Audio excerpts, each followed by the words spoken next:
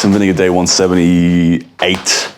I'm gonna do some accessories today. Gonna do neck, abs, calves, and maybe even right arm a little bit, just because I want to train my right arm pretty frequently.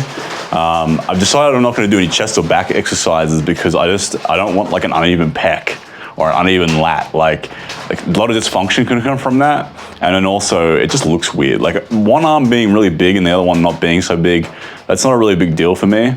Also, my arms are pretty much, well, I wouldn't say genetically gifted, but relative to my genetics, they're relatively okay. So this arm will come back pretty quick, but I can't say the same for like a delt or a pec or a back, where it's actually quite hard for me to develop those things. So if they're gonna shrink on one side, I'll let it shrink on the other side a little bit too, and then start from square one 3 months from now when I'm ready to go and get back into training. But yeah, I can still train my neck, and I've already shrunk plenty everywhere. Arm, obviously, like when I got out of hospital, I couldn't fit a finger in there. Then I could fit a finger, then I could fit 2 fingers, now I can fit 3 fingers. Give it a month, I'll probably be fitting 4 fingers in there. So arms are already shrunk easily, like 1.5 inches to maybe even 3, I don't know. But also the rest of my body's shrinking. I can just see it. My body composition's not been as good. I think I'm holding more water weight. I just think the anesthetic and the injury and the surgery has taken its toll. And even though I've been training my right arm shrunk. My right forearm, bicep and stuff isn't as big. I've lost, 7 kilos in the last week. So surgery takes its toll on you, man. So now it's just a matter of kind of maintaining as much as I can, try not to lose too much muscle. But I just don't want to risk training my pecs and rid, delts and back muscles and stuff, because I can even if I was to risk it, it would be isometrics that probably wouldn't do much anyway, because I can't grip onto anything and use my arm. So I'd be like pushing my shoulder against the wall and then retracting my shoulder against the wall.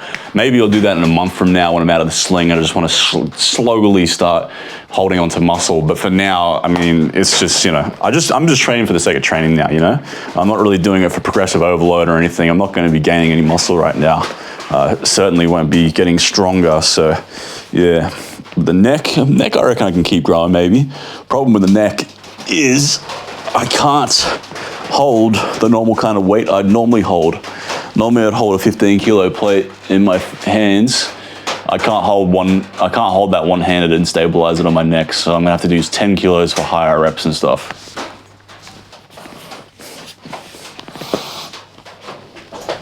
Whoa, shit, what was that? What was that?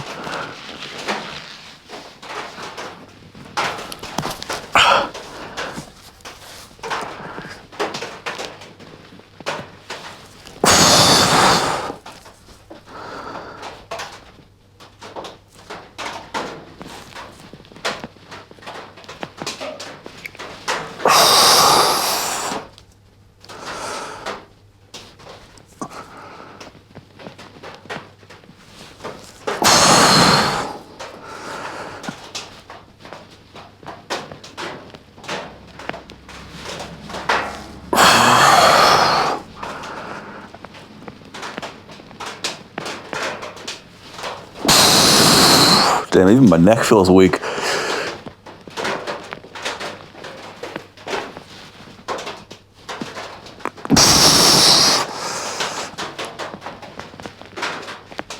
Oh, wow, what the fuck?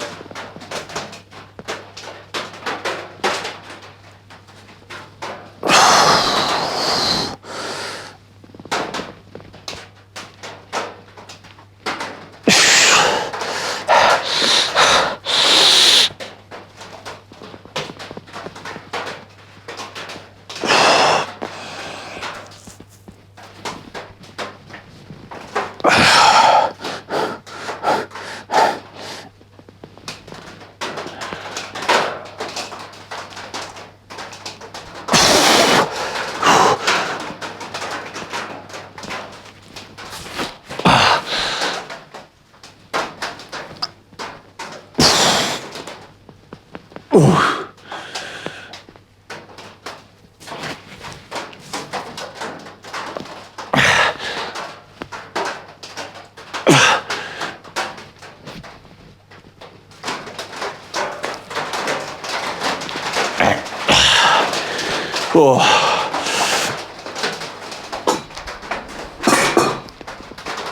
man.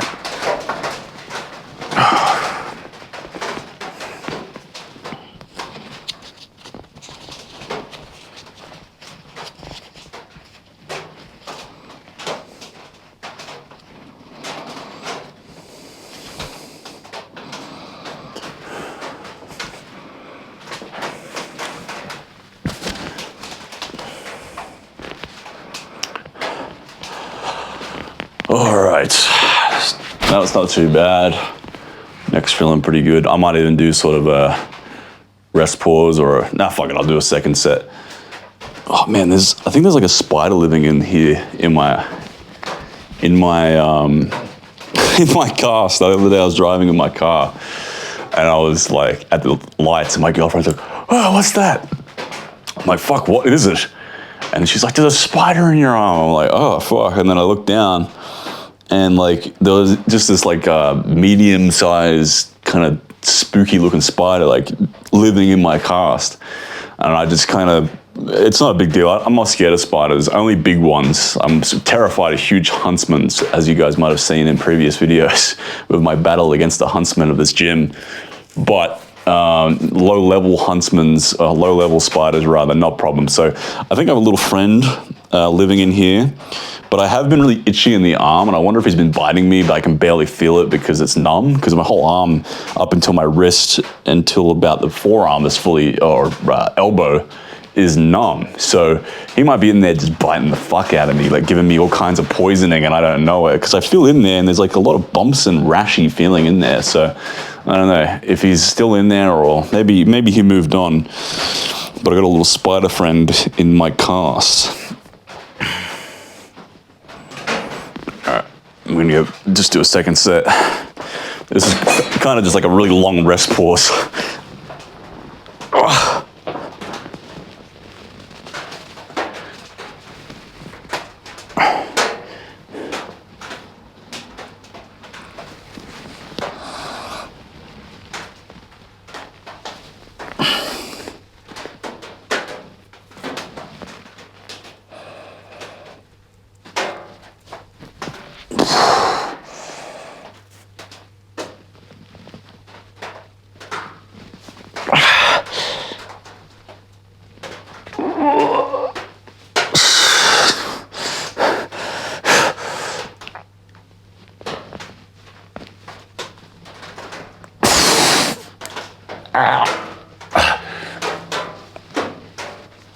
Oh shit.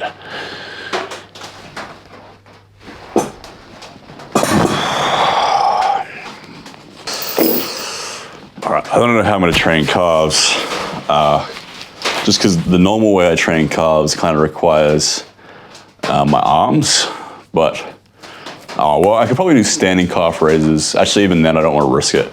I'm just going to do single leg body weight calf raises, because at the end of the day too, my calves, like, man, it's hard to build up my calves. In the last however long, I've been training inconsistently years on and off since I was like a teenager, like 12 years. But in that time, my calves have grown maybe an inch. Like, it's just so hard to get my calves bigger. Whereas like my arms, fuck man, like I've probably grown my arms. The biggest arms I ever had were 18 inches. Granted, I was fat. I had a lean 17 right maybe 2 months ago at the peak of my bulk when I was somewhat lean. And when I first started lifting, again, when I was an adult, they were like 13 and a half. So my arms have grown, 3.5 inches in like basically 5 years. And most of that was in the last 2 years. But so yeah, calves, I'm just, hitting calves, even if it's hit mediocre, I'm not really even trying to gain that much. Like I might be lucky to gain another inch or two in the rest of my life naturally. unless I become one of those fat dudes, you know, like those 180 kilo guys who just like, because they weigh so much, their calves just blow up. Maybe I need to do that. Maybe I need to bloat max for a few years and just get my calves big and then get lean again.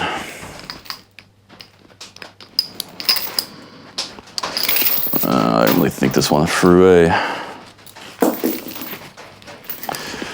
I don't really know how I'm gonna get this on. I just realized that it requires 2 arms to do neck extensions because I have to like brace. Maybe I could do it. Let's see.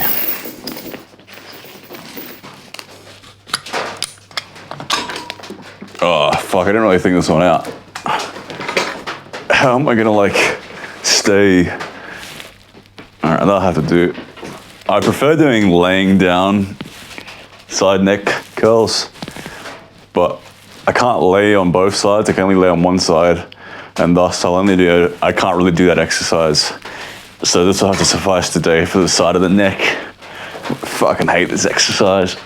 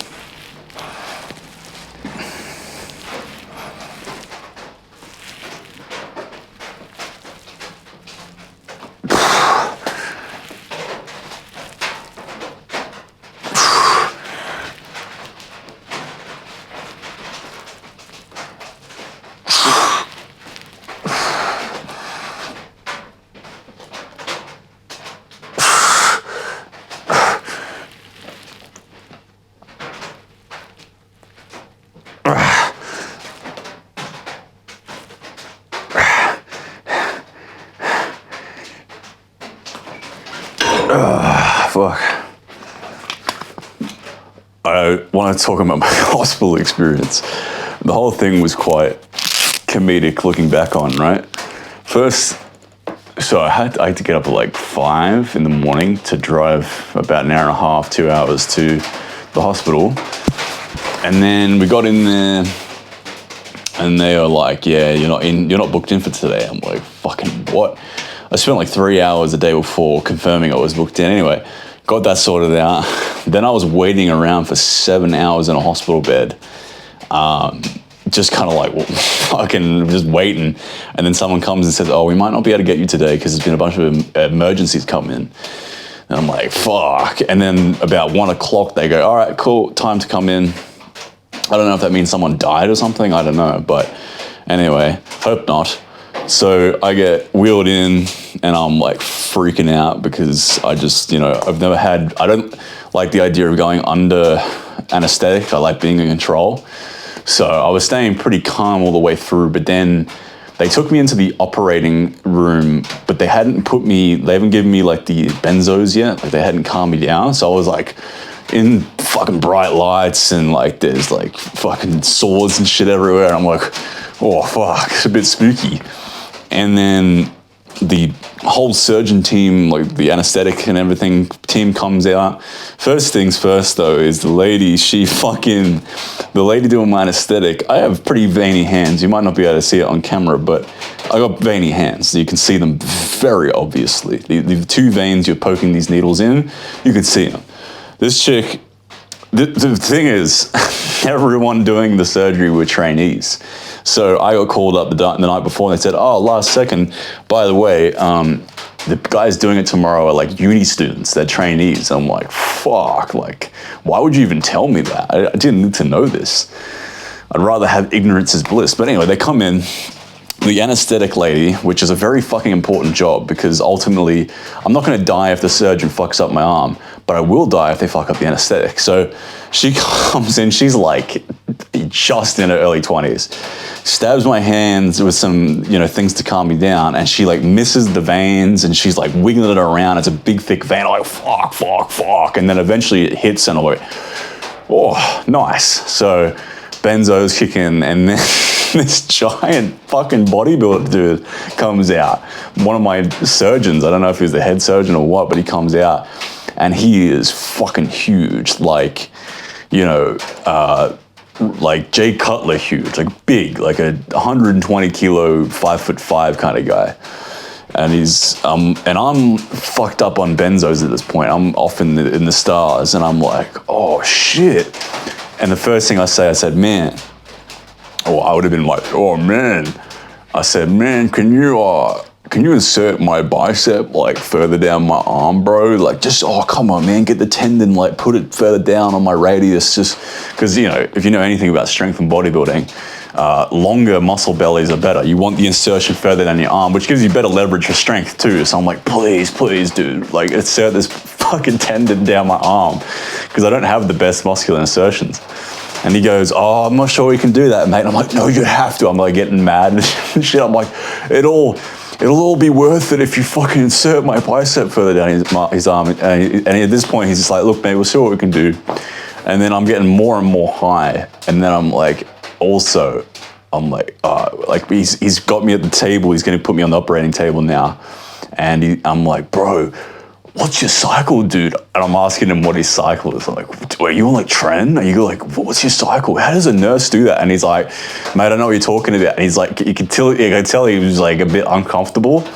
And then one of the nurses said, oh, are you okay? You're not going to remember any of this, but clearly I remembered this shit. And then they get me up on the table and they give me the mask to like push on my face, like the anesthetic. And I'm breathing in, I get like 15 breaths in and it's not working. And then I'm like, I pull my mask off and then the big bodybuilder guy grabs the mask and just shoves it on my face. And then I was out and then I woke up. But yeah, the whole experience was pretty funny. It keeps going from there, but let's go into some neck extensions.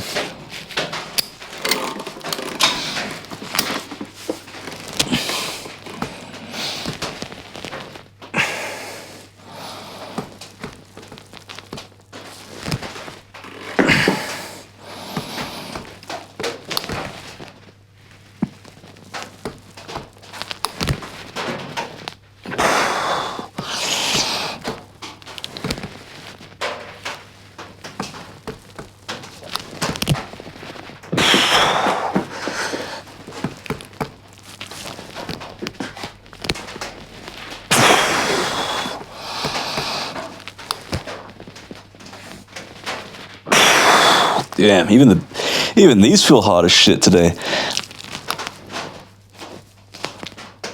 All right.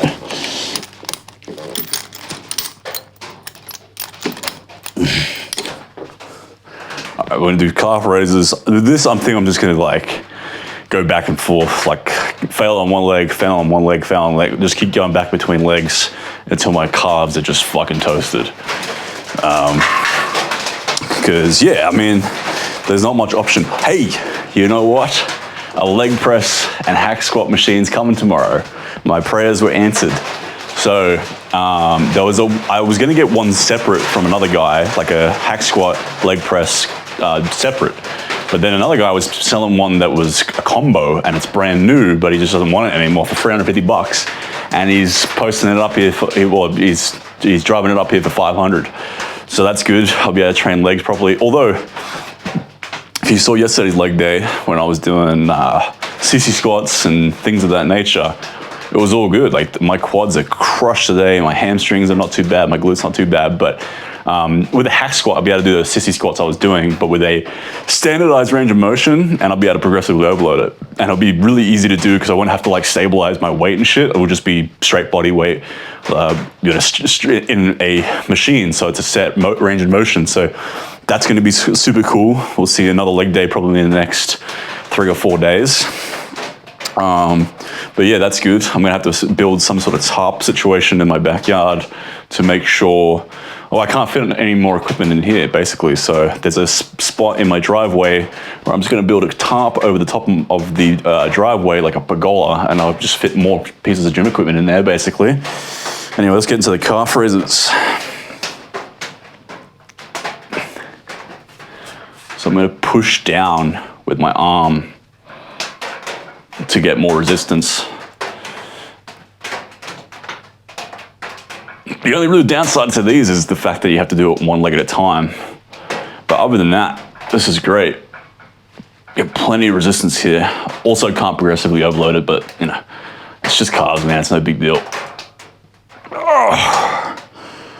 And with that hack squat machine, I'll be able to do calf raises way, way easier from now on.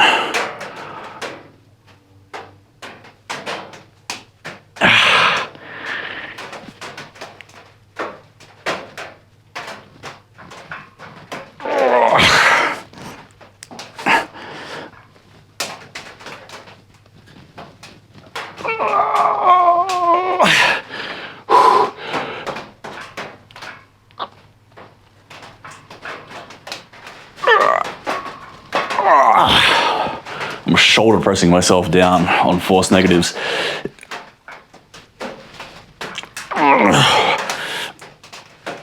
Now I'm pulling myself up and force negative. Oh, I love manual resistance. It's a perfect way of training to failure if you don't care about the progressive overload tracking.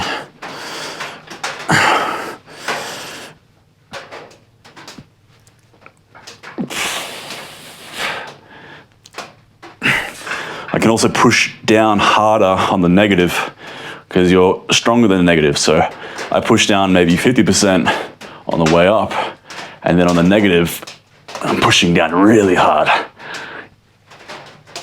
Oh. Oh.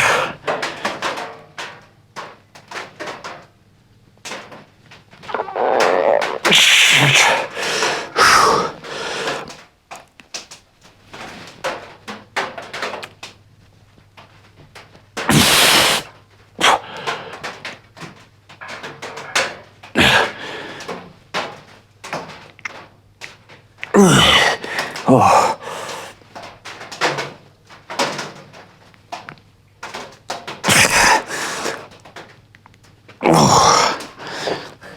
All right, let's get back to the right leg straight away. Wow, that right leg's already toasted pretty much. Just goes to show, man, you don't need much equipment.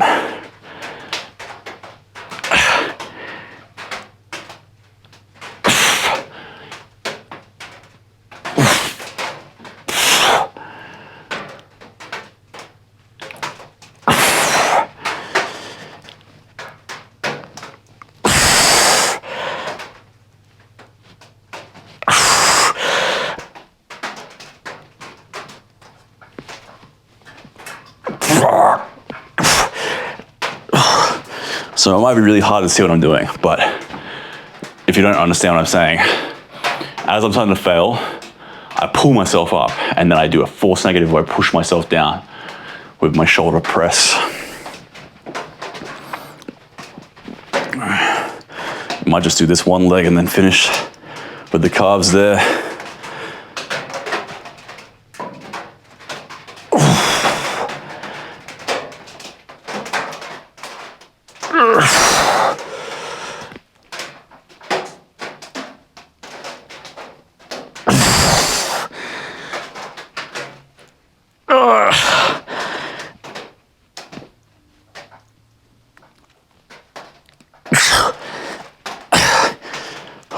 shit.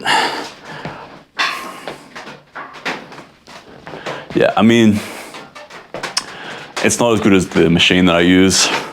Like doing the heavy, I don't like pneumatic tension where it's a consistent tension. I like some resistance curve because it doesn't feel as right afterwards. Like when I do my seated calf raises and then I do my standing donkey calf raises, not only am I able to hit the soleus and the gastrocnemius inner and outer head, I'm able to use much more weight, and my legs are like, my calves are shaky after the fact, whereas that didn't feel as good. So, those consistent tension pneumatic machines and stuff look cool in theory for high intensity, but I just don't think they're as good. I think that the natural weight makes more sense, whether it be machined or free weight. All right, so for sit-ups, I can't really do sit-ups super well.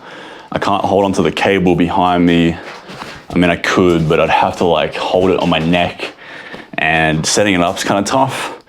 And then as far as having like a plate on my chest, also going all the way up and down, I don't know if it's necessarily safe with my arm right now. So what I'm gonna do is I'm just gonna do like a static hold sort of thing, or sort of a crunch static hold. Just, again, maintenance. I'm probably losing muscle and weight right now, so I'm not gonna be necessarily building it. So just a stimulus to maintain. Fuck. Yeah, I think I'm just gonna hold that kind of position. Because I don't want like a dynamic up and down with my arm right now. It just doesn't seem safe. So I'm just gonna do this. I hate this. I fucking hate static holds. This is way harder than it looks too.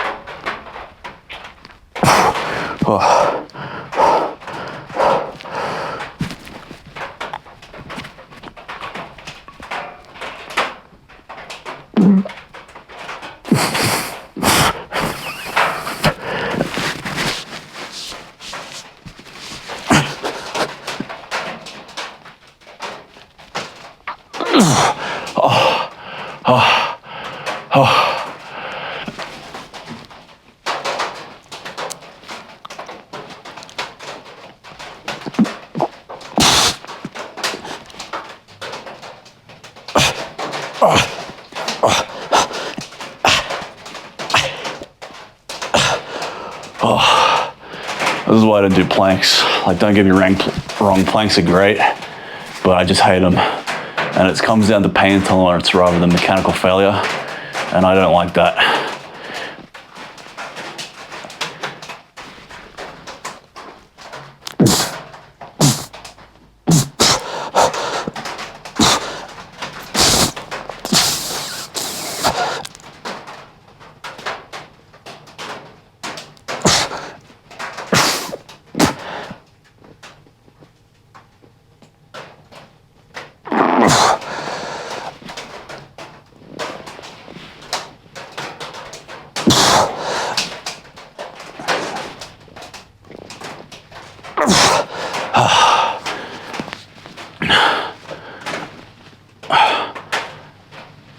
All right, short rest.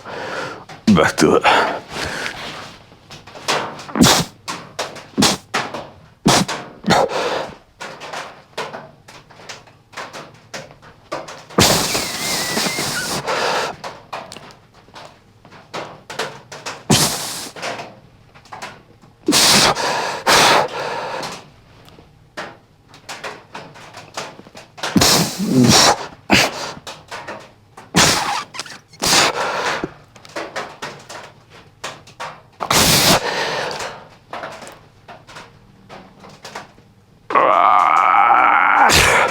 Oh, okay, that'll do. Oh, that sucks. Oh, all right. As for my leg raise goes, I'm gonna do that inside with manual resistance because I can't. I mean, I could do just body weight, but it's just too light. I'd be doing hundreds and hundreds of reps. So I'm gonna go inside, have my girlfriend just push down on my legs and do manual resistance leg raises, which are an incredible way of doing leg raises, by the way. I've done them before, and man, my lower abs were smoked for a few days on end. So good way to train lower abs. But yeah, not gonna do forearm tricep because it's pretty late at night, and I just kind of want to call it there because the anesthetics got me a bit fucked up. Because I mean, this thing after I woke up from the surgery, I woke up and I was, well, for the first 30 seconds after I woke up, I was looking at a nurse going, what the fuck? What the fuck? For like fucking 30 seconds, I was so confused. And she's like, are you okay? Are you okay? I'm like, what the fuck? And then eventually I'm like, oh, fuck, yeah, that's right. But basically what happened is they overdosed me with the anesthetic. I was supposed to be out for an hour, but I was out for like 4 hours. Like I went to sleep at about 2 and woke up at like 6, and I was fucked up. And anesthetic stays in your system for months, especially heavy dosages. So, I basically was under a dosage that normally you'd be doing for like something far more serious surgery-wise. So I woke up pretty fucked up. And then on top of that, I'm allergic to endones or oxycodone. So the painkillers they had me on, when I woke up, my heart rate was like 160 and I was cold sweating. And they were like, this chubby nurse with like flustered cheeks, she was kind of like anxious and shy, had to do an EKG, so like stick these things to my chest to see, what was happening, if I was having a heart attack or whatever. And basically, I was okay, but what she did is she didn't shave my chest. And she just stuck these EKG fucking stickers onto my hairy fucking Irish chest. And then she was like, oh, sorry, I didn't think. And then she's like pulling them off. And I'm like, fuck. Like she's just ripping off chunks of fucking chest hair like a sadist. And then she doesn't know what to say. She's like, oh, I'm so sorry. And then at one point she's like, do you do like push-ups and stuff? And I'm like, dude, just get me the fuck out of here. Like, just this place fucking sucks. So then I spent like an hour or two in recovery because they were just monitoring me. And after like 2 hours of waiting around, I was kind of getting all right again. And then they gave me a bunch of hospital food, which is absolute garbage. I woofed it down because I hadn't eaten in pretty much 48 hours at that point. 48 hours, because I ate that night at 7 o'clock and it was 7 o'clock again. So it'd been pretty much 48 hours or whatever, maybe 24, I don't know. It'd been a long time. Yeah, maybe 24 hours, but whatever. I was starving and I was dehydrated. So I consume all this food. And then this Indian nurse comes around with a wheelchair and he doesn't speak English, but he's just like, get in the wheelchair. And I'm like, all right, off I go. Get in this wheelchair and this dude just fucking turns the turbo NOS on like we're in Fast and Furious. We're going down the fucking hospital hallways at like 50 kilometers per hour.